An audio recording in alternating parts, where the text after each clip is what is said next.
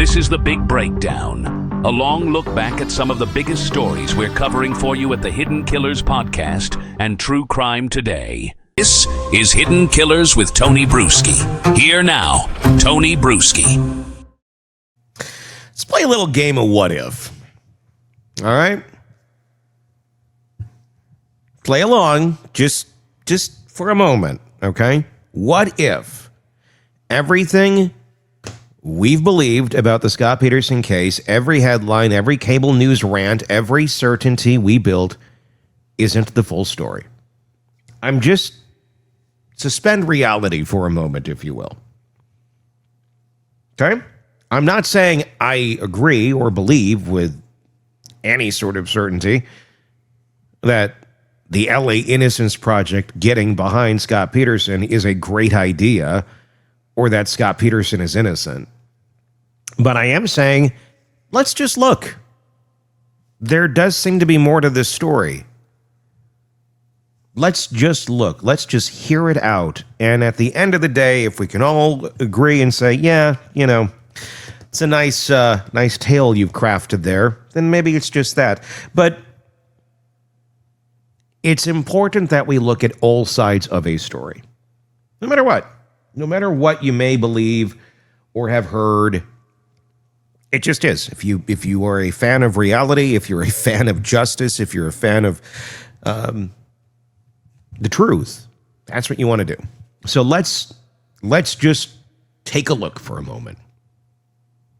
What if the version that made him one of America's most hated men, the one we've repeated for 23 years, is missing something?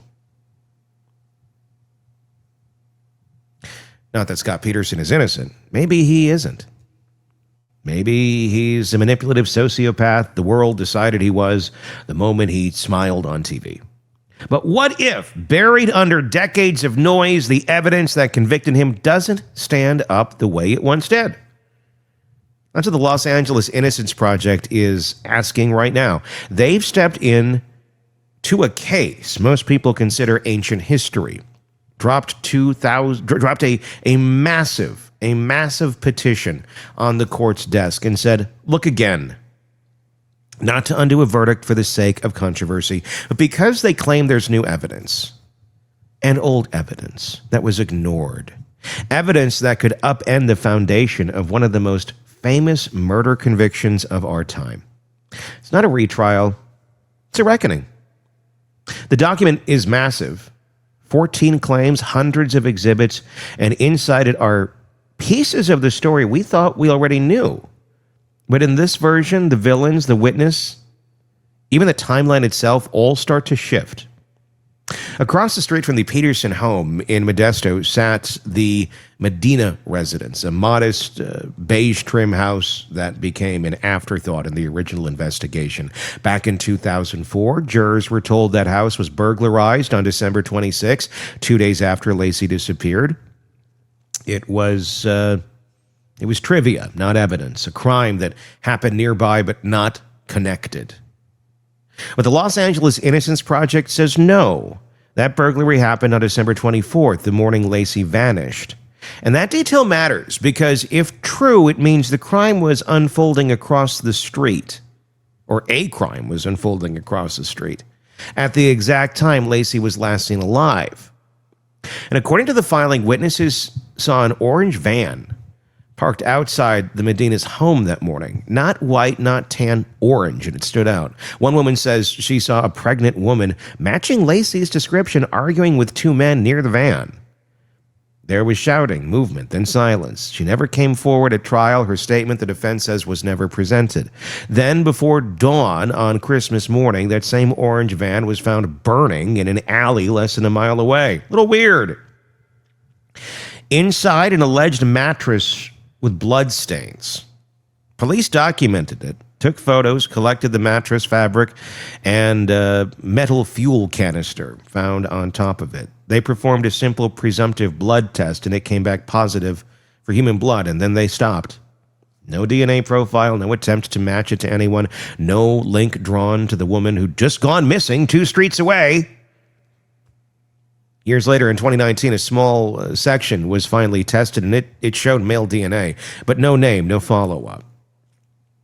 And that, the Innocence Project says, is the problem. Because when you build a murder case without direct evidence, when everything depends on timelines and behavior or probability, one piece of ignored physical evidence can shift quite a bit. If Laci Peterson confronted burglars that morning across the street, if those burglars torched their van hours later, the story of the day changes completely. Of course, the prosecutors call it nonsense, a distraction from what they say is an obvious truth. They maintain the burglary happened on December 26th. They cite neighbors who saw the men loading items into the van after Christmas. A city inspector present at the Medina house on the 24th, and a neighborhood full of white work vans, not orange ones. They call the van fire unrelated. Another Modesto crime in a busy holiday week. Still, it's hard to ignore the coincidence. The confrontation, the fire, what appears to be blood-stained mattress, all within 24 hours. The petition argues that police suppressed or lost reports that could have supported this timeline. That evidence was mishandled, destroyed, or ignored. And that's not an accusation of corruption, it's an accusation of tunnel vision. Once Scott was in the crosshairs, everything else became background noise. And then there's the science, the part most of us never questioned. If the story we all know, Scott left home that morning, drove to the Berkeley Marina, took his small aluminum boat out on the water, and dumped the bodies of Laci and their unborn son Connor into the bay, the tides, prosecutors said, carried them nearly 90 miles south to where they eventually surfaced months later. It sounded grimly logical, but according to new hydrodynamic modeling cited in the petition, that math doesn't work. Using Archive 2002 tide and wind data, experts reconstructed the drift patterns from that time of year. Their conclusion, the bodies could not have traveled from the Berkeley Marina to the discovery sites based on currents, weight, and buoyancy. The physics are wrong, at least according to them. Their analysis points instead to the Albany Bulb, a rugged spit of land on the eastern shore of the bay, reachable by car or on foot, a place known for its isolation and easy access to deep water. If those experts are right, the state's theory, the one built on Scott's fishing trip, becomes physically impossible. Now, maybe those experts are wrong. Maybe the models oversimplify what really happens when a body enters a tidal bay. But maybe they're right. And if they are, then the very geography of this case, the one everyone thought was open and shut, it kind of collapses. And there's another layer to this, the question of when Laci and Connor died. Prosecutors built their case on the idea that both were killed the morning of December 24th. But the new filing, it cites updated fetal growth analysis suggesting Connor may have died days later, even into the new year. If true, Scott couldn't have been the one to kill them, because by then Scott was under surveillance and Laci's remains were already missing. It's not proof of innocence, it's proof of uncertainty. And that's where the emotional weight of the story starts to hit, because for all the data, the models, the lab reports, this isn't about a spreadsheet. It's about what happens when certainty becomes more comfortable than truth. Inside the petition, Scott Peterson himself finally speaks, a 126-page sworn declaration, the longest statement he's ever made. It's methodical, stripped of emotion, built like a legal document from a man who knows he'll never be believed. He opens with a simple sentence: I had absolutely nothing to do with the disappearance and death of my wife and son. He doesn't beg, he doesn't apologize, he dissects. He says there was never any direct forensic evidence against him. No blood, no fingerprints, no DNA, no weapon. He walks through the details. The clothes he washed that morning, he says, were tossed into the washer before he knew Laci was missing. He describes how police cleared boxes from his truck's toolbox and later staged a demonstration showing that pregnant women could fit inside, without mentioning they'd already removed half the contents. He writes that the plastic pitcher the prosecution showed in court, supposedly proof of how he molded homemade anchors to weigh down the bodies wasn't the one he actually used. And he recounts Detective Brueski's late-night warehouse visit to inspect his boat, a meeting he says felt more like a performance than an investigation. Whether those are the words of an innocent man or a manipulative one, they sound like a man still fighting ghosts. Every line reads like an argument against a story already written. The state, for its part, hasn't moved an inch. Prosecutors maintain that the van was unrelated, that a cloth from the mattress already showed male DNA and therefore couldn't belong to Laci, that the burglary happened later, and that the hydromatic model is the theory and nothing more, that every new piece of evidence has already been examined and dismissed. That's the heart of post-conviction work. One side says, look again. The other side, we already did. But what the filing does, even if it never leads to a new trial, is force the public to confront a question we rarely ask once we've made up our minds. What if the narrative we believed felt good because it was simple? When Laci went missing, America was primed for outrage. A pregnant woman, Christmas Eve, a husband who smiled too easily, who flirted with a mistress while his wife's picture flashed across every TV screen. It fit a pattern. The charming sociopath, the narcissist, the perfect villain. We didn't need a confession. We had a feeling. But feelings don't testify. And sometimes they lie. Whether we choose to continue to believe our lying feelings or not, that's an individual choice. Some are capable, some are not. It doesn't mean Scott Peterson didn't kill his wife. It means the truth, if it's still out there, might not fit the version we've clung to for 2 decades. The orange van might mean nothing. The mattress could belong to a thief or a drifter. The new tide analysis might be flawed. The declaration could be the work of a man who still can't accept what he's done. But if any of it is real, even a fraction, then we're staring at one of the biggest investigative blind spots in modern American criminal history. That's why cases like this matter long after the verdicts, because the justice system isn't static. Science evolves, witnesses remember, technology improves, and when those things happen, the law has a choice: protect its own certainty or face a possibility of a mistake. Imagine for a moment if Scott Peterson didn't do it.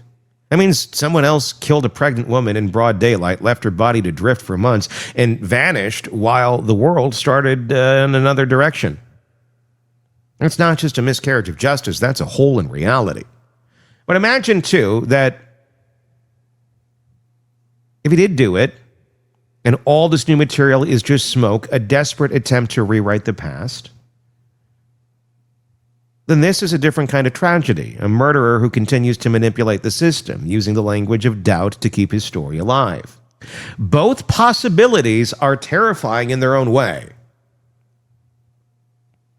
Maybe that's why the case still grips us. It's not just about guilt or innocence anymore. It's about how much uncertainty we can live with before we stop caring. The Los Angeles Innocence Project knows this. That's why their petition reads less like a rescue mission and more like a dare. If you're so sure, they're saying, prove it again with the science we have now, with the evidence you ignored, with the fairness you claim to stand for. Scott Peterson remains at Mule Creek State Prison, serving life without parole. No new trial has been granted. The courts will review the 14 claims, the burglary, the van, the blood, the tides, the timeline. Maybe none of it will change anything. Maybe months from now, the petition will be denied, the public will yawn, and the case will stay exactly where it's been for 23 years, closed, but never settled. Or maybe something will crack. Maybe one lab result or one corroborated witness will reopen a wound we thought we had scarred over. That's the uncomfortable space true crime lives in. Between what we think we know and what we're still too afraid to ask. So I'm not telling you Scott Peterson is innocent. I'm saying, what if? What if we were wrong about what happened? about when the burglary happened, about the direction of the currents, about the science that told us where the body could or couldn't float? What if the blood in that burned mattress had a name we never bothered to find? What if the case we treat as settled history is actually an unsolved one hiding in plain sight? Because justice doesn't end with conviction. It ends when we stop asking questions. And if there's even a whisper of a chance that this story isn't what it seemed, then maybe, just maybe, it's time to listen again. Give me your thoughts in the comments section. And look, I know there's a ton of evidence against Scott Peterson. I know. We've done stories on it. I know I didn't cover a lot of it in this specific piece because I wanted us to look over here for a moment. It's worth a look. There are some compelling evidence, pieces of evidence in this petition. I don't know that it sways me. I really don't. I don't know what my opinion is because I just started going through it. But it is detailed. Detailed doesn't mean factual, though, either. And him having an affair and being a shitty human being to his pregnant wife doesn't immediately make him a murderer either. Sure, looks like a motive. And yeah, without a doubt, shitty guy. But did he kill her? Or was that just all too easy of a road to go down back then because it just fit that narrative and we wanted a villain? I don't know. It's worth pondering. Again, give me your thoughts in the comment section. Press subscribe wherever you're listening. Just search Hidden Killers with Tony Brueski wherever you get podcasts or on YouTube, and you will find us. All right. Until next time, I'm Tony Brueski. We'll talk again. Want more on this case and others? Then press subscribe now and don't miss a moment of true crime coverage from Tony Brueski and the Hidden Killers podcast. Is Hidden Killers Live with Tony Brueski, Stacey Cole, and Todd Michaels. 20 years after Scott Peterson was branded one of the most hated men in America, the cheating husband who dumped his pregnant wife in the San Francisco Bay, the LA Innocence Project has thrown a legal grenade into that story. And we've talked about this last year when this started. It continues on this year. They filed a 600-page post-conviction petition that doesn't just question his guilt. It accuses police and prosecutors of destroying evidence, hiding witnesses, and building a case on bad science. The petition claims the state's own expert has recanted. Key evidence was torched after a secret meeting, and 15 witnesses who saw Laci alive were ignored. If even half of what in this filing actually holds up, California may have to ask itself a very uncomfortable question. Did they go after the wrong guy? Did they execute a character instead of proving a murderer? Bob Mata, defense attorney, host of the podcast Defense Diaries, joins us to discuss these new filings with the LA Innocence Project, all of the new data that has come to light, the new accusations that are being made against the principle of the story itself. Bob, there's a lot here, and I want to work our way through it, but I want to get your take on this. What drew you into this? What made you go, oh, maybe there is something here initially as a defense attorney? Probably the length of the petition. Yeah. Like when I saw that it was 600 pages, I knew that they had done some serious work. So, and this thing dropped in August, and I hadn't really looked at it because it was massive. And then I told Allison, who's my co-host over on our channel, I'm like, we got to look at this thing and see if it's got any legs. And we did. And, you know, the one thing that we like to explain to people initially is that there are many, many, many Innocence Project organizations around the United States. So this was not the Innocence Project. Yeah. This is the LA Innocence Project.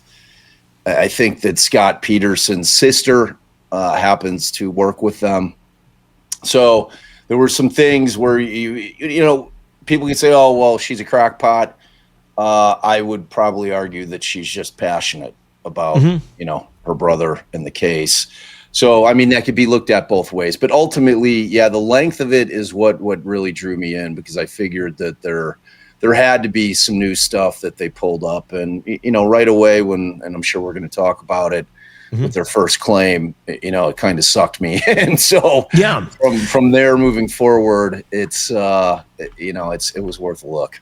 And I'm going to say to everybody, just, for a moment, I mean, this is a very emotionally charged story where a lot of people, they get in Nancy Grace mode, where it's like, you're evil, you're the devil. Okay, just take a step back for a moment, and let's just look. Let's do the what if scenario on this. And that's what we're going to do, because we can, after we do it, everyone can take a breath back and go, okay, let's compare that to this. And make the decisions in, but it's important to be able to consume the information without pushing it all back immediately. So let's do that. Let's start with what they're saying was false scientific evidence, and that starts with the gestational age of baby Connor. The prosecution's star expert, Dr. DeVore, Dr. Terry DeVore testified in 2004 that fetal growth data proved Laci and baby Connor died on or before December 24th of 2002, the day that Scott had gone fishing.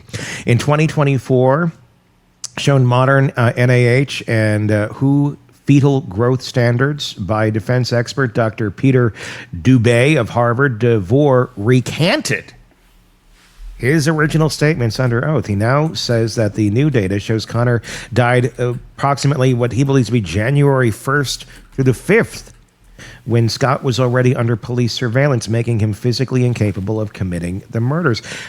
Let's talk about that piece right there. Does it make him physically incapable of committing the murders? I mean, this is a big piece, if it in fact can be proven, and you have an original expert now coming back and saying, I might have been wrong. Yeah, I think. Oh, sorry. Go. Yeah, I mean, what is that? We saw that recently in the Ellen Greenberg case with the medical examiner saying, I might have been wrong. What is this? Does this change anything here with the original expert even coming back and saying this? Yeah, and I think another thing that I want to add to kind of your, like, everybody take a breath. Everybody just, like we're not freeing Scott Peterson based on this thing, even though there is an actual innocence claim, which is claim 14. The reality is that thing's not getting granted. They're not just walking him out of prison. The best that could happen is that he's going to get an evidentiary hearing, which I know we're going to talk about. But I just want people to understand that really what this thing is about is, did he get a fair trial? It's not so much about innocence or guilt, okay? It's evaluating whether or not this dude got a fair trial. And as we know, every single citizen in this country, if you are arrested, you have an absolute unequivocal right to a fair trial in this country. So that's what this evaluation is. So while people may be furious, right? All right. So as far as DeVore goes, in and of itself, it's not enough, because I think that the counter argument from the state, if they're forced to respond to this, which is going to be the first step in this thing, is whether or not it's a definitive time in terms of, even with the DeVore's recantation, because he essentially initially said, that in his estimation, based on the femur length, which was at 64.5 millimeters in 1984, there was a study that was done, and that's what he was relying on. So this is a 2004 case. He's relying on some really old research. And obviously what happened in the interim is there's been better research that's come out, as we know, our scientific methods and techniques, and all of the science improves over time. We see it with basically every area, especially with DNA. We've improved in half a century, basically. Exactly. So, when they come out with this new kind of gestational age, and the study now says that Connor's gestational age equals 34 weeks, whereas with DeVore initially, it was 33 weeks and 1 day. Okay. So now it's 34 weeks and 6 days. So that would put the date of death at January 5th of 2003. Okay. I'm sorry, 2000. Well, yeah, actually 2003, because it would have switched into the next year. So they then, after they come up with this with the new expert, they then go back to DeVore, and as you said, they said, here, man, like this is the new data. This is the new. Okay, this is what you need to be looking at. He looks at it, and he absolutely turns around and says, yes, that changes my opinion. And he goes so far as to write an affidavit. And he says, if I were to testify today, this would be my new testimony.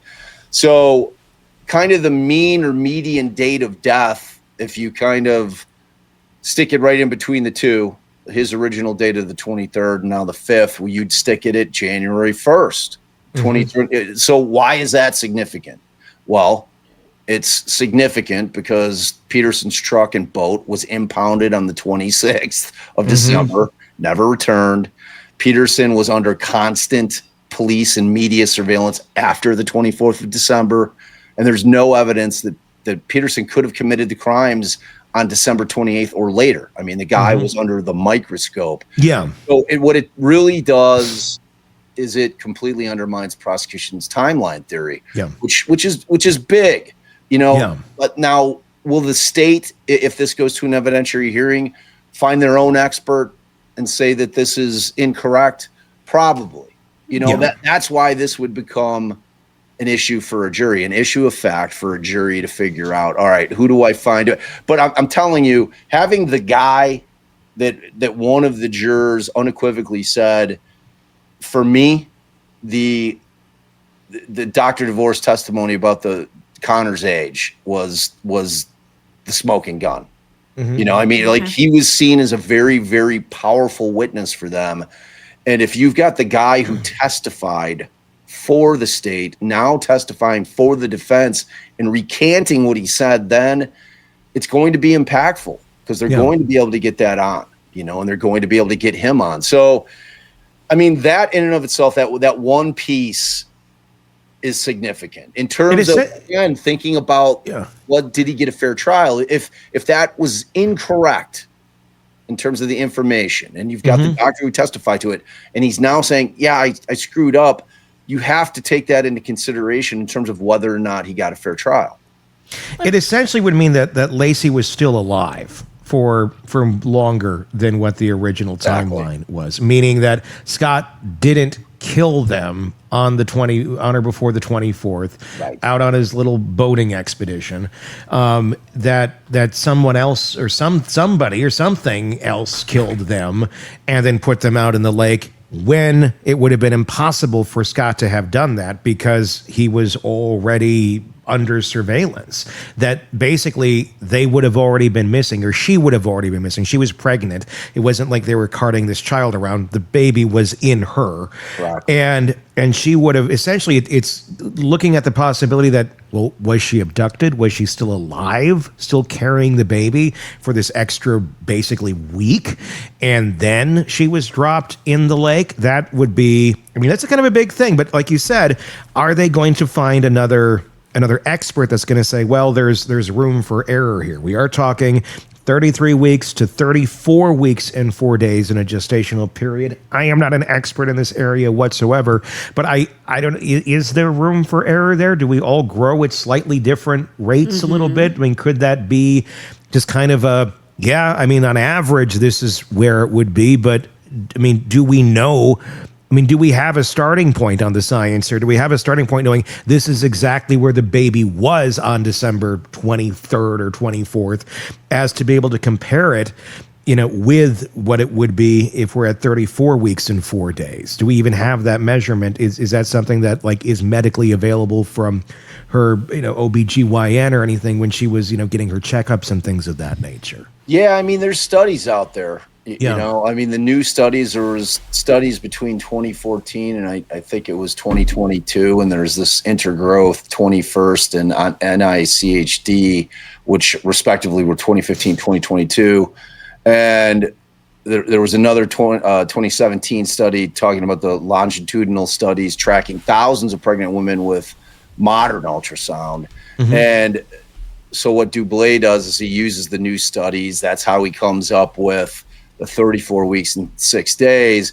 I mean, naturally, there's going to be argument that is not like that January 5th is not an in stone date. The point is here, yes, there can be movement in there, right? I mean, like I don't know that you're going to be able to pinpoint a day, but what this does is it pinpoints a time frame, which puts it past the 23rd. So because the 23rd is what had them just alive. You know, right? I mean, he's alive. He's got the ability to be able to do what they're saying that he did. So just moving that, goalpost down the field a bit is creating, in the defense's estimation, a potential for reasonable doubt. Yeah. So and like I said, the state will put on their own expert. They'll say, well, it could have been as early as the 23rd, based on, just all these different factors. So I'm sure that they'll find somebody who'll say that. But when you have somebody that's going to be able to counter it this time, and you have the guy who said that it was on the 23rd the first time testifying on behalf of Scott Peterson, it's going to be impactful with the jury. It just will be. And then ultimately it's up to the jury to decide. Now they're going to look at all the other evidence that we're going to go through and talk about. But I mean, for a jump off point, it's a pretty strong way for the defense to be able to start. Can I've got a question. So I followed this case quite extensively as it was happening, because how could you not? It was everywhere. It was on every tabloid. It was on every news show. They were always talking about this. Yep. So my question now, with some of this evidence that's come out, is it possible that maybe Scott he wasn't the one who physically killed her, but what if he set it up because he had this other relationship? She had a baby in her that he didn't want to have. He wanted out of the marriage. This was the easiest way to do it. So maybe he set it up. So maybe he didn't physically do it.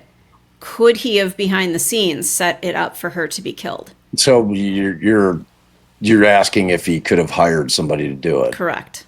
So I mean, I'm assuming that they could certainly use that, but I mean, they're going to have to look at the banking records. Sure. I mean, because one thing that comes along with, as we know from the Adelson case, is that you have to pay hitmen, right? Right. Layaway plans. I mean, come on. They had the blue light special over there. You know, they didn't have Venmo back then. Yeah, no Venmo. And, the reality is that Scott and Laci had a joint account, like with the boat thing, which I'm sure we're going to talk about. Right. Like, that money came out of the joint account.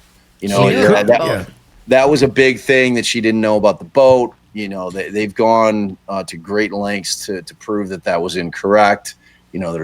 Scott had said that she had been out to the warehouse where he had stored the boat on the 20th of December. There's another witness that verified that she was there, and the boat would have been like unmissable if she was there, So, but in terms of whether or not, I think that they'd be able to prove up that it was Scott paying for somebody to do it, which the end result legally is that it's as if he did it. So there's no difference, because that was always my theory on Murdoch.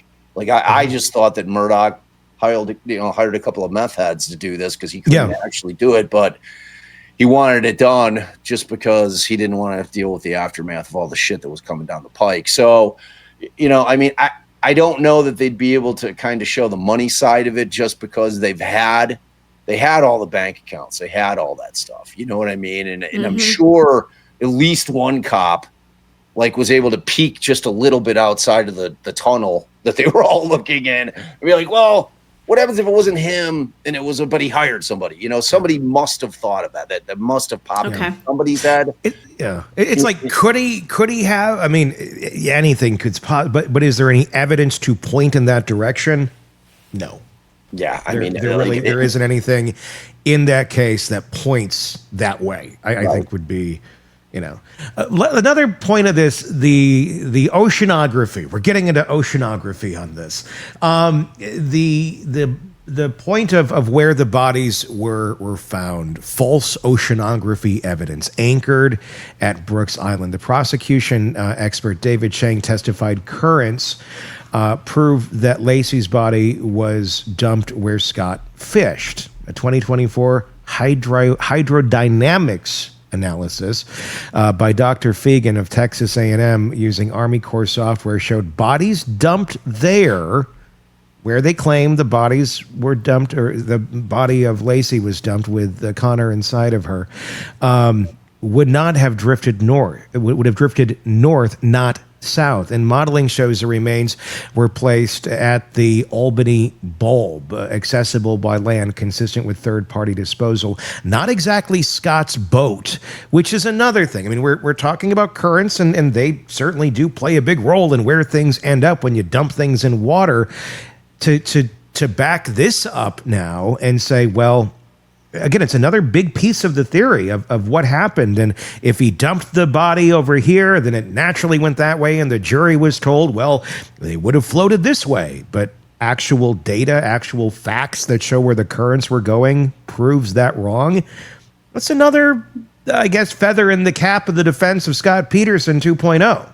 Yeah. I mean, Chang testified that essentially that the bodies anchored right where, right in the middle distance between Berkeley Marina and Brooks Island, precisely where Peterson was fishing on the 24th. So again, and if you listen to any of the jurors, and the prosecution argued this, they're saying, hey, look, if Dr. Chang is to be believed, then Scott Peterson is a murderer. It's as simple as that. And, there's a juror on record saying it's exactly where he was fishing is where the bodies turned up. That was the bottom line. So, yes, that was a pivotal piece of evidence for the prosecution in this case. So, the problem with Chang's methodology in terms of what the defense's expert is saying is that he ignored those tidal currents, saying that they would not play a role, and they would. And he used predictive wind data, not actual measured data. He never studied body movement in the water. He couldn't reproduce the trajectory for Laci's body. And he also admitted on the stand that there were large uncertainties and that error bars could be substantial. And, in his 2012 declaration, he acknowledged if bodies moved at different times, the anchor point could have been different. So he backtracked a little bit too. And, Fegan, who is the defense's new expert, he did this new flow modeling thing, this 3D flow modeling, and he built this state-of-the-art hydrodynamic model, and it's using historical wind, tide, and freshwater or discharge data, and this was not available in 2004. Again, sure. We're seeing new technology that is just available now and is going to give us better results and more accurate results and more trustworthy results. And the key finding is that water movement in that part of the bay is that it's always nearly always counterclockwise towards the northwest. So ultimately what that would mean is that where they're claiming the body would have been found, or where they would have actually drifted, is that Albany Bulb area, was never searched. It's too shallow for boats. And, they're also arguing as to that Laci's pants had pink staining, and they thought that would have been from red algae. Okay. And red algae is a very predominant plant species between Albany Bulb and Point Isabel, where Laci was recovered. And so there was no evidence whatsoever that Peterson fished at Albany Bulb. And Albany Bulb also had land access, meaning that you didn't need a boat to get bodies to the water. So, I mean, again, this thing is effective in the sense that it completely contradicts the prosecution's theory in terms of that Scott dumped the bodies. And I've seen, there's still one online, one of these YouTube videos where they have, because Laci being 8 months pregnant at the time, I think her weight was 150. Okay, in the prosecution's theory, they were also talking about these 4 anchors, these concrete anchors that they're claiming that Scott made in his, anchor factory at his warehouse. And, those all add like 12 pounds. And then you've got Scott, who's over, 200 pounds. And, so there's this guy who's got, probably just, it's a dummy that they weighed out to be 150, the approximate weight of Laci. They put it in an identical boat to what Scott had. They had where Scott would have to be standing in order to get 150 pounds over the side. And people understand, like, if you don't know what Scott's boat looked like, Google it. This is a small fishing boat. This isn't a big boat. This is a very small boat where you've got the outboard motor, and you're sitting back and you it's a small boat. Yeah, it's a very small boat.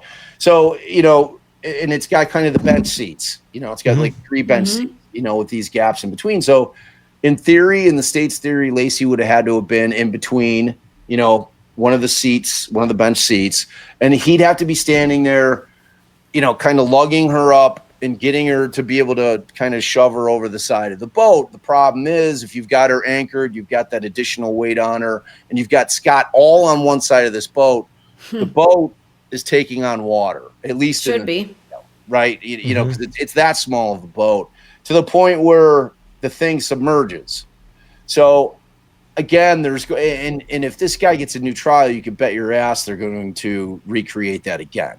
Because it's powerful. It's powerful evidence.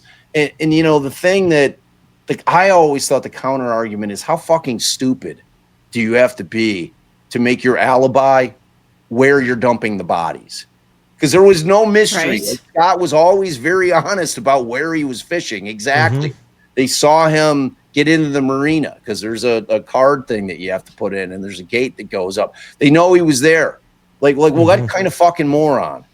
Let me ask. Dump his wife's body, his pregnant wife's body, in the place that he's fishing, when ultimately he would have to know that he's going to be looked at as the perpetrator here. And you would, like, even if you know nothing about anything in terms of the ocean and oceanography, you're going to think, well, fuck, man, the tide, if for whatever reason she surfaces, is going to pull her back in. Like, it's just, and you would think that they're also going to dive around there. Let me ask you this, in terms of the timeline, because this is making sense in my head. Tell me if it's accurate. Where he said, we knew early on, we knew right when the investigation started, when he reported them missing and all that, it came out pretty quickly that he said he was out there fishing, right? That was publicly available knowledge. Yes. At the beginning of this investigation. Yes. So if someone else did do this, if someone abducted Laci and then killed her several days later, they already knew where to dump her to make it look like Scott did it. It's an interesting point. Yeah, I mean, it's the main point. If the Medina burglary people had anything to do with it, and this thing blasted it was absolutely put out there immediately, in terms of what his alibi was. So it kills this whole story of, I think a lot of, and I too have sat on it too, where it's like, yeah, but I mean, he went fishing out here, and there's the anchors, and there's all this. Yes, but that was all publicly available. And if you already abducted and you're going to kill this woman, and you don't want it to look like you, and you want your suspect that's already built into this, go dump the bodies where he said he was. 100%. But how many burglars turn into murderers? I mean, if they were just looking for some jewels or something, would they have turned into abductors / murderers? I mean, what are the odds? That's a great point. And no, I mean, typically if they're in the house, and the reason that they're burglarizing homes on December 24th, right, is because people are out of town. Like, they don't want conflict. They're just coming in to steal shit. It's like Home Alone. Right. Yeah. Exactly. Which is what I've always pictured these two guys as being, Daniel Stern and Joe Pesci, like just like two bumbling fools. Yeah. But I think what ultimately the theory is that they were in the process. They were out by the van. Laci approaches them and is like, "What the fuck are you doing? You know, are you burglarizing this house? I'm calling the police." And like that forced them to grab her into the van in order not to get busted. So I you know, and ultimately, I want to talk about that because that's another big part here. There's newly surfaced witness RZ in a 2024 sworn affidavit confessed to participation in the December 24th Medina burglary, which was across the street from the Peterson home. He says now that a pregnant woman with a dog, matching Laci, confronted them.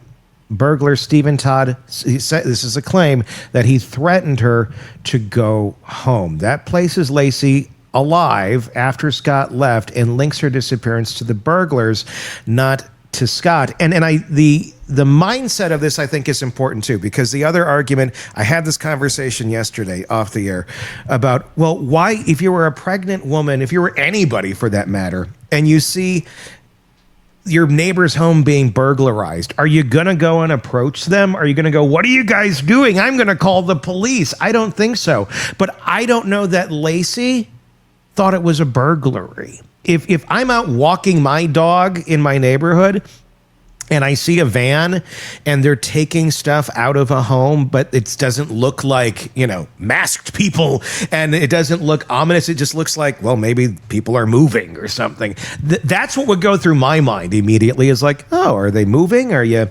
I would not be thinking it was criminal. I would be thinking, oh, what's going on? And just in a very friendly way, like, hey, what you guys up to? Just neighborly conversation. And then maybe very quickly she realizes, oh shit, this is not just, you know, they're not moving somebody off to college here or something. This is something else. She goes back in, and we have a couple burglars here in this scenario. And we have to, for a moment, not put them all together in terms of, well, they're all going to be doing the exact same thing and they're all agreeing to the exact same way of handling this situation. You may have some that went on their way and knew, and okay, well, the neighbor might have seen us, but whatever, we got out of there. And you may have one that went back and thought, we got to get rid of that bitch because she saw us, and right. I don't care what they think, but I'm not going to get caught, and I'm going to do what I'm going to do about this. Right. And that could easily explain why the other burglars, you know, can easily swear up and down and say, no, we didn't do anything to her whatsoever. There's several of them. One of them could have made that decision. It didn't have to be a collective choice by the group. Yeah, 100%. You know, and RZ would be the third burglar, right? Yeah. And, you know, I mean, like, and this guy doesn't come forward until January of 2025. After the Netflix special. Yes. So, you know, it's kind of a weird thing to come forward on if you weren't involved. You know what I mean? It's like I'm trying to understand like where this guy's motive would be to inject himself into this situation where he's never had any ramifications from it. You know, and we're 21 years after the trial. He's essentially injecting himself to something where he could have ramifications. Yes. About it. I mean, I think he would absolutely have ramifications. It doesn't mean that he's just going to be like, well, I had nothing to do with this murder, but maybe this happened over. Like, you are going to be looked at closely. Just because you're saying this aloud doesn't mean what you're saying is accurate. Because it can also be looked at as, I'm not saying he did this, but I am saying if you have a guilty conscience, sometimes just pieces of the truth slip out, just little nuggets. And if you want someone else to get caught for this, even though it might be you, you may put little nuggets out there. So I'm going to drive the narrative over here because it looks like people might be getting a little too close to the sun over here, which could be the truth. There's a lot of ways that could be taking place, and it's a very odd behavior 22 years plus to come out and make this statement when your life has moved on and you have, you know, you're in the clear. You're in the clear, man. Yes. Right, because look, there's a statute of limitations on burglary, meaning not on murder. That's right. There's no statute, because this would be felony murder. Wherein you're in the commission of committing another felony and a murder happens. Doesn't matter if it's by your hand. If you're with a crew, if somebody kills that person, you're on the fucking hook as if you pulled the trigger yourself. or Yeah. whatever the means was by which Laci ended up dying. So yeah, I mean, RZ's statement is weird. I mean, it's again, like his quote is, a pregnant lady from across the street came over and confronted them, which is a little more that, I mean, if Laci's walking around, she's 8 months pregnant, she's probably feeling safe in her neighborhood.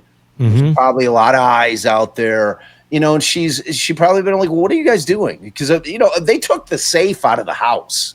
Yeah. Like, it wasn't just them with a bag with candlesticks and the silver, I mean, they're like moving the safe out of the house. Yeah. And, if she goes up to him, she's like, what are you doing? And like you said, T, they're like, go home. You didn't see shit. The dog's barking. And, at that point, you've got to look at RZ's statement. There's Todd, who's one of the other burglars. He makes a call from inside the Medina's home asking for help. They call this Adam Tenbrink asking to help for getting stuff out of the house. And Todd tells Adam that they were seen by somebody during the burglary. And by the time Todd calls Adam, he'd already burglarized the house several times, meaning in and out. You know what I mean? So then Pierce, who's the other guy, told the defense investigator, Carl Jensen, that Todd started the burglary on December 24th and then returned with Pierce for the safe on the 25th, not December 26th. And so when Pierce reported to the jail to serve the sentence, he was told that he did not need to serve any time. So that's weird. And then you got Medina's declaration from 2023. And he's saying that they saw mail sticking out of the mailbox on December 25th. Medina told an officer that the burglary occurred December 24th because no mail would be sticking out on December 25th or 26th. Right. So they left before the mailman came on December 24th. Okay, and that morning he saw a suspicious white male on a bicycle, a flannel shirt, slowly riding past. And then he circled the block to check. And then Susan, his wife, her 2023 declaration is that police detective told her that one of the burglars admitted to making a call from inside her home.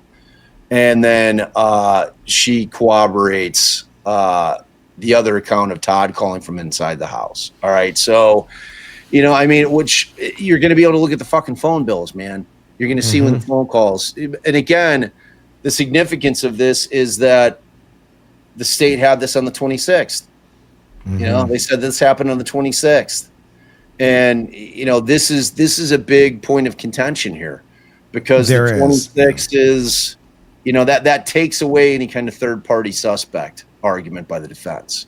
Garagos continued to try to argue and did fervently throughout the trial. But, the state did a very effective job in moving that date to the 26th. So Jeannie in our chat brought up an interesting point, and I do remember this, and I just want to throw it out there.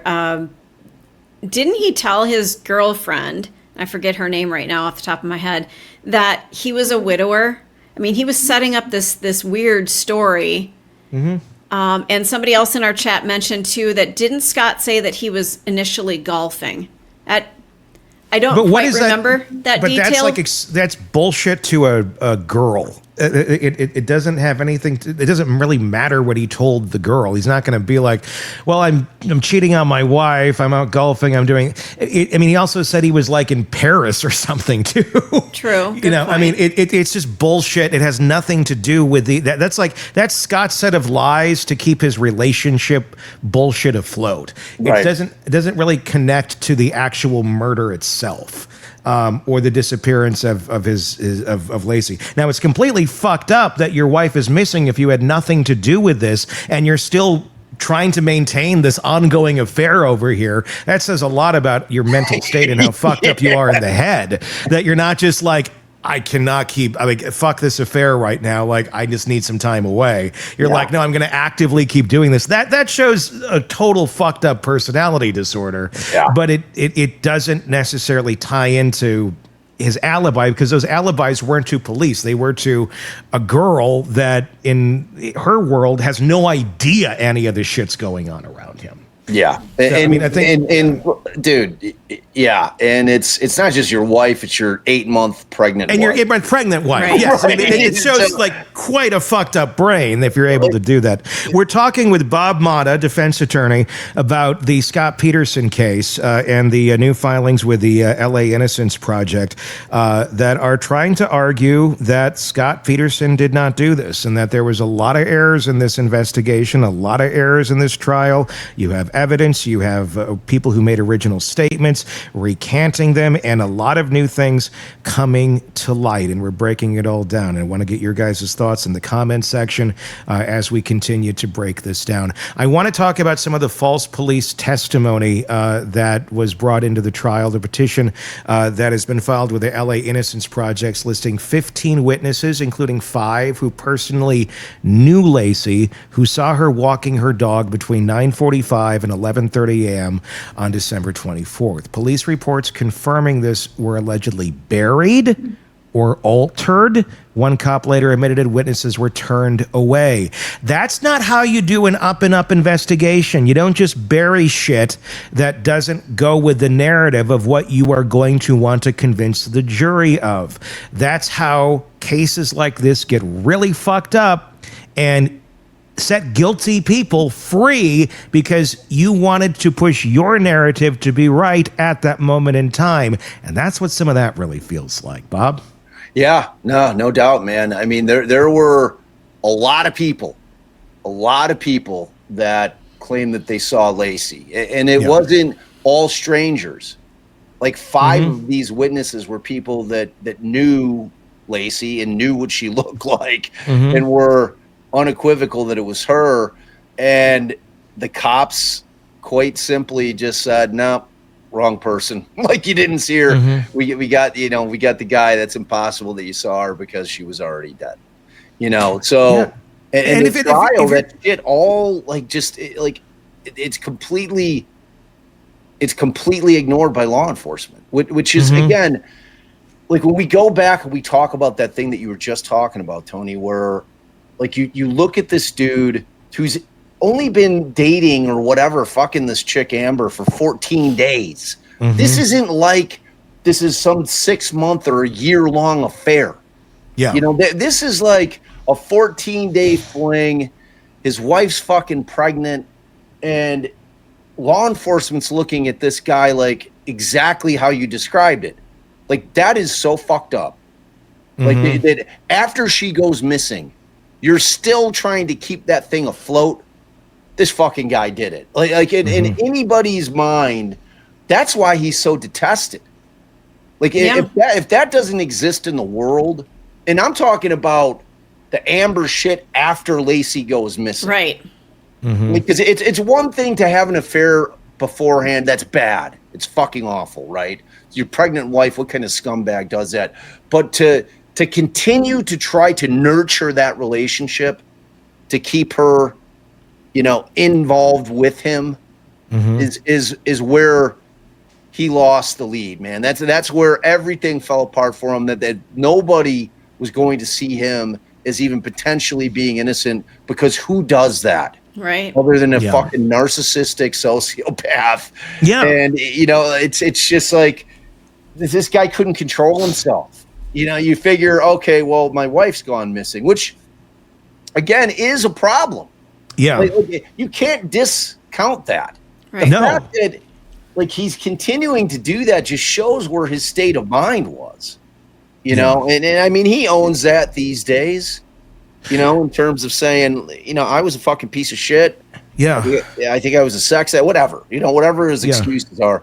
But, again, the thing that's important to remember here is whether or not the guy got a fair trial. That's the point. When you start looking at this shit, I mean, the die was cast, and it all starts with that thing about Amber. When Amber comes forward and fucking flame throws him, that was it. Everybody in everybody's mind, he's the guy. It doesn't really matter what they put out there in terms of the trial, in terms of evidence. And it was, That's the hard part about this. If the Amber part didn't exist, this looks very shady and bizarre. I'm sorry, I didn't mean to interrupt you, Stacey. Go ahead. No, it's okay.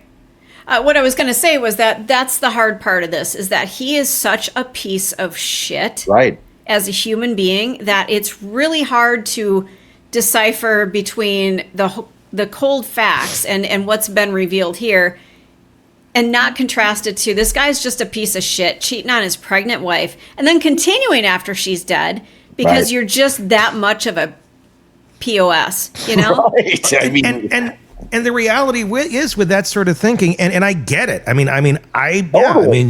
We all feel that way. But the reality is, if we just dig into that narrative and then he's a piece of shit, he deserves to go down no matter what, well, then you're ignoring the other piece of shit that killed this pregnant woman. Perfect point. Just for the vitriol of ourselves feeling good that Right. he's going down. Great, but there's a piece of shit over here that killed that woman. right. And we feel good inside. We think we got the guy, but no, we're really letting someone get away with murder. And again, all theoretical. I'm neutral on this. I'm just kind of looking at it from all angles. But that's how we work as humans, because we want to fill in the blanks. We want to have the answers. When we don't have the answers, we're going to go with the path of least resistance. And the path of least resistance is Scott Peterson killed his wife because he was out fishing that day. And lo and behold, they found the body out that way. Well, also, lo and behold, if somebody else knew he was out fishing there that day, was witness to her catching them in a burglary that they did not want to get caught for, and one of those many men had the wise idea of, she's going to fucking talk, we better silence her. And how do we make this look? Well, people are going to naturally think it's him. He's already said he was out fishing. Go put the body there. That's not rocket science. That's a criminal mind, the way of thinking of how they're going to handle this to deflect the blame away. And it worked perfectly, if that's exactly what happened.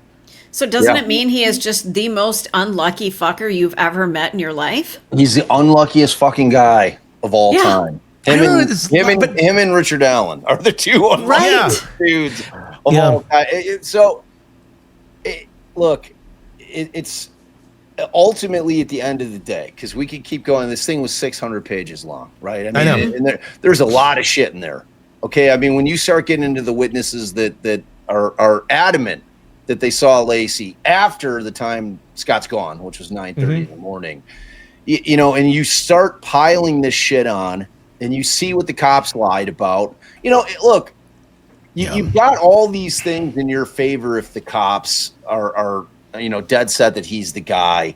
In terms of, like, you could, if you're a cop who likes Scott Peterson, you could not ask for anything more perfect than this guy having a girlfriend and continuing to try to bang her after his wife's gone missing. I mean, you couldn't have anything go more your way than that particular set of circumstances. That is like a gift from God. If you're the cops and they're prosecutor, you're like, holy shit, thank you, Scott Peterson, you're fucked, buddy. Because the entire world hates you now because you're a giant flaming piece of shit.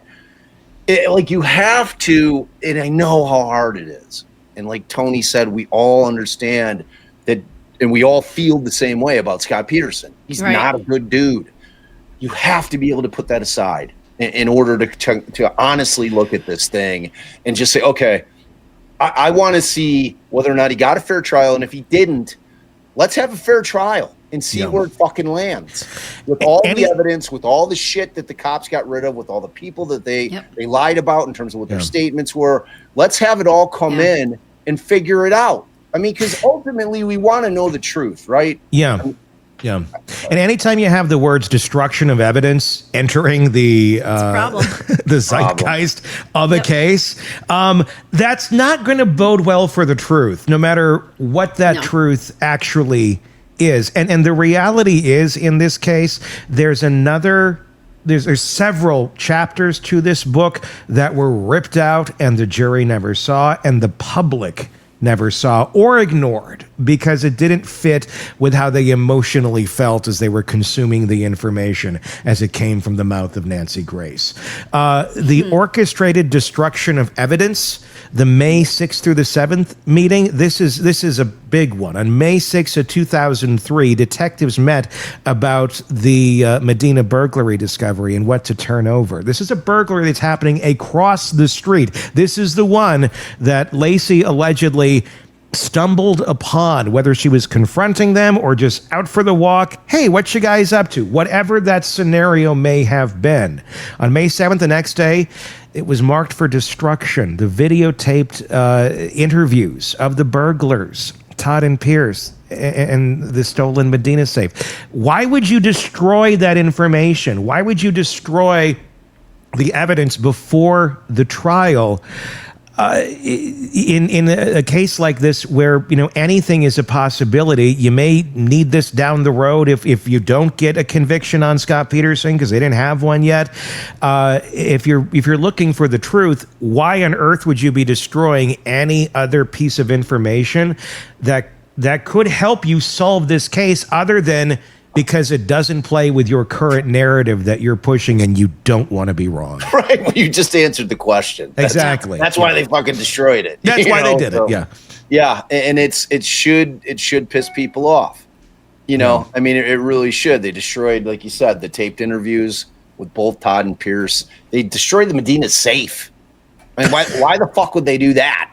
It's like, was this in the back of the van and Laci's back there and the thing had some kind of fingerprints / DNA on it? Yeah. I mean, it's just like, why? And answer me this. How the fuck does Laci's watch get pawned by an associate of the burglars? How? If Scott killed her, dumped her in a lake, or they just happened to be out fishing there too one day and, oh shit, a watch, let's go pawn this. It's so fucking weird, man. That part doesn't seem to make any sense either. But again, this part, this piece of the case, another piece nobody heard about. The jury didn't hear about it. Nobody heard about it. But it's there. It's a fact. It's an inconvenient fact if you think Scott Peterson is guilty, but it's a fact. Yeah. And if we're playing in the realm of reality on reality's terms, it kind of makes you think a little bit differently. I mean, what are the odds of that? What are the odds that an associate of the burglars pawns her fucking watch if they had nothing to do with her death? It's a problem. It's a fucking problem. And if people don't know what we're talking about, so Laci had this gold Croton watch that she had inherited from her grandmother when she passed. And that was never found at the house. All right. And on 24th, Scott had told one of the detectives that Laci was wearing the wristwatch that had diamonds all around the face when he left the house. So when Scott says he leaves, Laci's wearing the watch. And then all of Laci's watches, when they go and kind of do inventory of her shit, because obviously they're going to try to figure out, number one, if the unlikely situation or circumstance that Laci dipped, right? Like, she's not dipping on fucking Christmas Eve day, but they're gonna take an inventory, make sure all her clothes are still there, that she didn't just fucking jet, So they go and they see all her other watches aside from the Croton watch, and then this Grogan, who's the detective, he spends months investigating the missing watch in 2003. He says he goes to all the pawn shops, and specifically this Brooks Pawn and Jewelry, where Laci sold some of her other grandmother's stuff, but they don't have a Croton there. Okay. And then he meets with Laci's family, like her aunt, Robin, and she confirms that it's a watch with diamonds around the face. And then again, they check Scott's eBay activity to see if the thing was sold. The Croton was listed for $750. It never sold. Goes to the jeweler that Laci used and repaired the watch at one point. They don't have the Croton. And ultimately they end up searching for one. So after he goes through all the family shit, goes through all the places that she would have normally have gone with the watch to get it repaired, Grogan asks another cop, he's like, look, search the Modesto Police Department, pawn records, okay? And see if you have anything come up for, Croton diamond watch. And one pops up at the pawn shop in Modesto, which is 3 miles away from the house. And so they go over there, and the pawn was pawned by this Deanna Renfro for $20 on December 31st of 2002. I mean, that's so. Grogan writes in his report that the slip does not appear to match the description of Laci's croton. So he starts fucking lying about it. Mm-hmm. Like immediately, like this croton it's clearly the watch. Doesn't fit the narrative. It does not fit the we narrative. gotta lie. Yeah. Doesn't fit the narrative. And he stops. Like immediately after he finds this information out, he's like, okay, I'm good. I'm not gonna look any more into this shit. Yeah. He didn't he doesn't visually examine the watch. He doesn't photograph the watch. He doesn't collect the watch. Like, so he sees the fucking watch at the pawn shop and just like dips. He's like, I'm good. Not I'm good. Yeah. So it's crazy. And then you have an orange van up in flames near the house with what they believe was a blood-stained mattress. Yeah. An arson fire on this van. The police did take photos, videos, and reports. None of it surfaces for 10 years. Yeah. And you have a murder right not far away. I mean, obviously there wasn't a body in the van, but if you got Laci in there and you killed her and you want to get rid of the evidence of that piece of the crime and you go take the body to the lake, which we happen to know Scott was fishing at, let's go dump her where everybody thinks Scott might have been. And we don't look at the van. We don't, I mean, what? Again, doesn't fit the narrative. So let's pretend it has nothing to do with it or that it didn't happen. It seems to be how this has played out. Yeah. And frankly, the van doesn't fit real neatly with the new data either, though. You know, how so? It's like, well, because the van was discovered on the 26th. Mm-hmm. Okay. So it's unless she was transferred to a different vehicle, you know. I'm wondering if they kept her, captive for a bit or something. But what I'm saying is if the van's on fire on the 26th and the new data is that for the baby, right, that the baby was killed on that mean date of the 1st, that means that these guys would have kept her alive for a few days, maybe. What the fuck do we do? I don't want to I'm not going to fucking kill a pregnant woman. Fuck you, dude. I didn't sign up for that. Whatever that internal battle might have been with these dudes, if that's the case, if that's what happened here. So, because they had found blood on that mattress in this van, right? And like the last time this thing came up in court, they were trying to test multiple things found in that van because there was a unknown male profile found in there. So they wanted to be able to do the testing on that. And I think the judge back then allowed them to analyze and test one thing. But in terms of but for the defense, they don't need to prove shit. Like this isn't about that, So, but like that's going to be pushback for people that are like, because there are people because this van's orange, right? And like there were people that saw this other, people that are claiming they saw the Medina van for the burglary, and there were people that were saying it was white, So you've got you got some conflict with what color the van was and what certain people that were witnesses are claiming that what color the van was and what this van was. So, I mean, but it's still, again, why aren't you investigating it fully is the bigger question. When you're in a circle when everything's chaotic, you can't just start dismissing things when the chaos hasn't settled yet. Yeah. You can't just be like, well, no, you have to take it all. You have to let it settle. You have to see what all this is. Because if you don't, well, you end up like this. Nearly 25 years later, we're going, what the hell did you all do? And you have Brady violations where it's a suppression of favorable evidence. I'm just going to go through this list here. It's a lot of the stuff we had already talked about. But when you put it into context like this, it makes you go, oh, okay.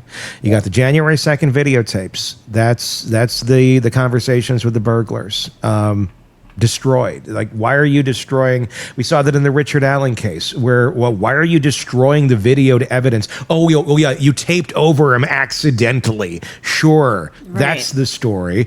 So you have this destroyed with the other possible perpetrators here. You have the safe The Medina safe from across the street destroyed. The Croton Watch investigation hidden. The police admissions that they lied about verifying the burglars' alibis. Interviews with the Medinas confirming the January 24th burglary. The burned van and the blood evidence. The jailhouse informant James Romano's 2003 report about burglars' admissions and the watch. Witness proof that Laci knew about the boat. Lieutenant Aponte's recorded inmate calls linking the burglars to Laci. There's a lot here. In open court, prosecutor Burgant Flagg admitted they withheld evidence because they didn't like the defense investigator. It's, I mean, what the fuck? That guy's a dick. That guy's a fucking total dick. We're not giving him shit. Get out.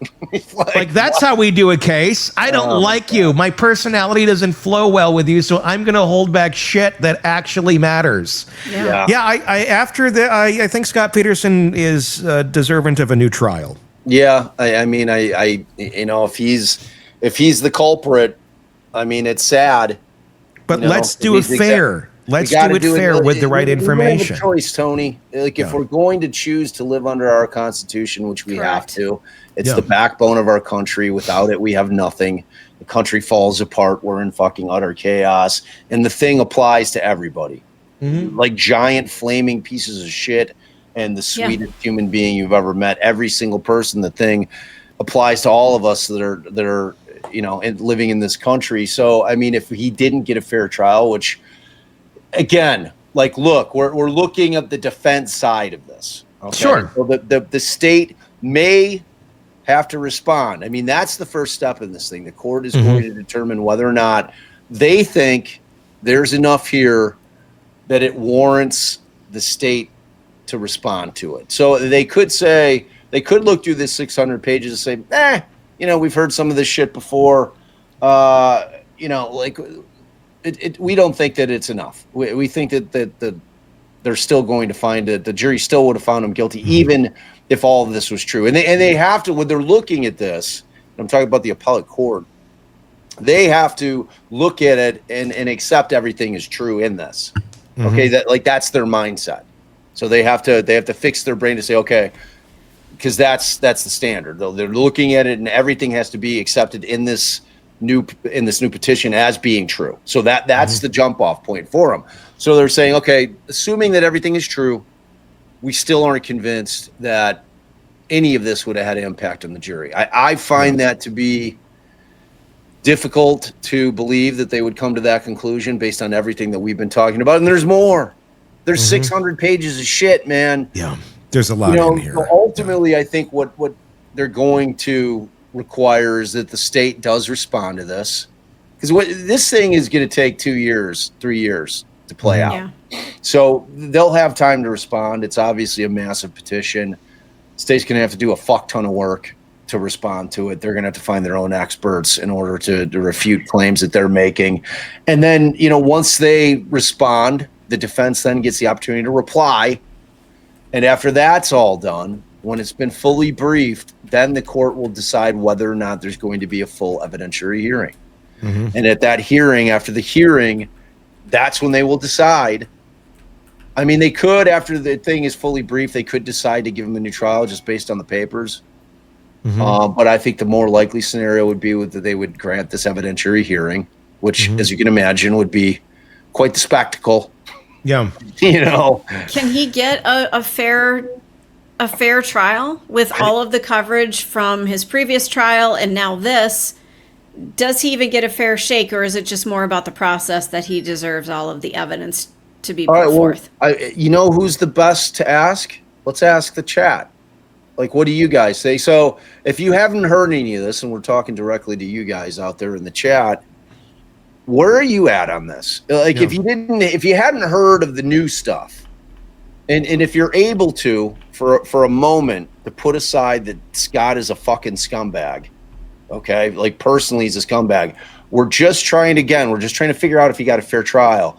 If you've looked at all this and you're like, okay, you're making me think about it in terms of the new stuff, all right? Like, maybe this dude didn't get a fair trial. So then assume that he didn't and he's going to get a fair trial. would you guys in the chat be able to put aside the fact that he's a fucking scumbag, right, and just go by the evidence that's presented at the case or at the trial, because you can't take into consideration that he's a scumbag in terms of determining whether or not he's innocent or guilty of the crime.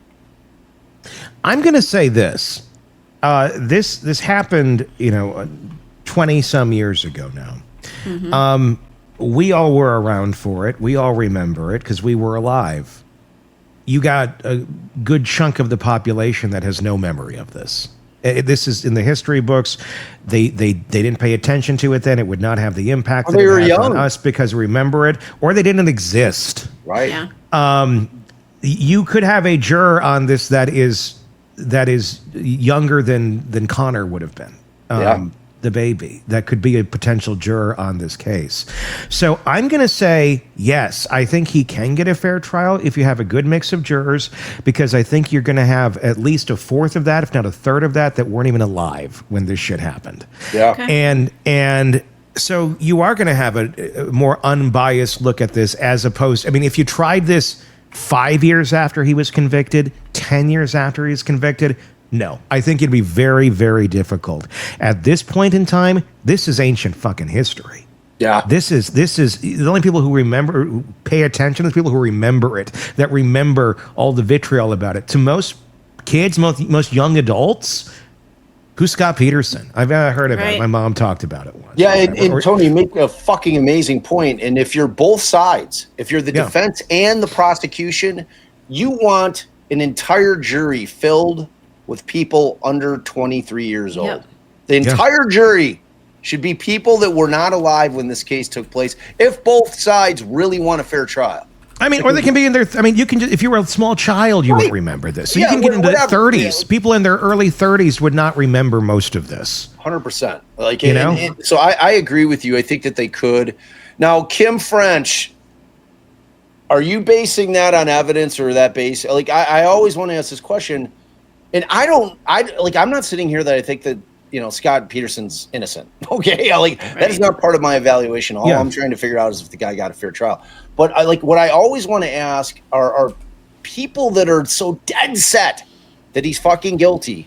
Is it because you hate him, because he's a horrible person, and because he was cheating on his wife prior to her dying? Yeah. And after she goes missing, he continues to cheat on her.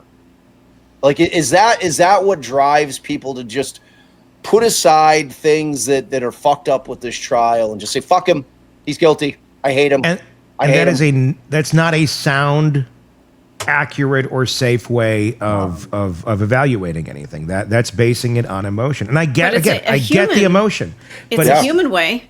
It is, but it's not the accurate way. If we were just basing everything on the human way, we'd still be burning witches. It is Halloween week. Yeah, true. Yeah. But if we're basing on that, we'd be doing that. We'd be throwing people in on the days that they're not doing NFL games. We'd be letting lions loose into the stadiums and having them devour criminals. If we're doing it the human way, but we've evolved. That's the thing. Yeah. And I get it, but it's where you got to take the step back. And this, same with the Adelsons. I hate that woman, and she triggers me in so many ways, and many people. But the evidence there, we've all looked at every piece of it, and it's fucking damning. But if there was something else, if there was something that lifted her out of that said, okay, you need to look at it. Because it needs to be fair. Just because someone's a shitty human being doesn't mean they murdered somebody, and it doesn't mean they'd be locked away for the rest of their lives because he was cheating on his wife and still trying to actively get some while she's missing. Yes, that is a piece of shit move. But you know what? Karma, the world, it comes back to collect on narcissists. And maybe that is the world that did come back and karma coming back and collecting on him by putting him away in prison for all of these years. But even if that didn't happen, those things have a way of working themselves out with people like that. And it doesn't necessarily take our intervention and our anger and our emotion to have to be stacked up to take them out. They take themselves out. They always do. Always do. Yes, they Kim, do. like Kim, you're saying that you're basing it on everything, in my opinion, but what we're trying to tell you is that the things that you're basing it on were incorrect and or not put into evidence and or tampered with or lied about. Like that's the whole point of this thing is, everybody deserves a fair trial. If the state's got the goods, then fucking bring it. Bring the case, but do it fairly. Don't cheat. Don't destroy evidence. Bring it on the facts. I want to hear the other side. I want to hear, I want to hear the state's rebuttal. What is a rebuttal? And it has to be fucking legitimate. It just can't be because we did it that way. Because because you didn't like the defense attorney. Like that's insane. It's insane to think that this is, but it is. And then the reality is, this is a system run by humans, and humans do play a role in it. But that's where we have to be objective, and you need people that are not super connected to go, wait a second, no. We want to make this fair. That's not an okay way of looking at this. We need to look at this and deal with reality on reality's terms, something that I don't think most people that are out here in the world are very good at, ourselves included, because we all have emotions. But that's where you got to take that step back and pull the emotions out of it. That's not an easy thing to do. Not an easy thing to do. Hard. It is very difficult, man. Fascinating information on this case. And honest to God, I didn't know what to expect going into it. I saw you and Allie doing this the other day, and I had a chance to watch a little bit. I'm like, oh, this is really interesting. So I was really wanting to talk to you about this, and I'm glad we did, because it really opened up my eyes on this when it's put into perspective like this. Yeah. Everybody, give me your thoughts in the comments if you're watching this, on the replay and all that. I'd love to get your feedback, because it is, I don't know, I'm looking at this in a very different way than I have in the past. Your thoughts in the comments on YouTube. Search Hidden Killers with Tony Brueski. If you're not already there, you can make that same search wherever you get podcasts, so you can find us wherever you go. It's going to wrap it up. Until next time, Bob Botta for Defense Diaries. Go check out his podcast. Listen to Buried, inside the John Wayne Gacy investigation. Yes. Buried, the John Wayne Gacy. Yes. Thank you. Go check that out right now. It is amazing, and it really tells that story from a perspective you've never heard before. Buried. Check that out there. All right, that's going to wrap it up for Stacy, for Todd. I'm Tony Brueski. We will talk again real soon. Want more on this case and others? Then press subscribe now and don't miss a moment of true crime coverage from Tony Brueski and the Hidden Killers podcast.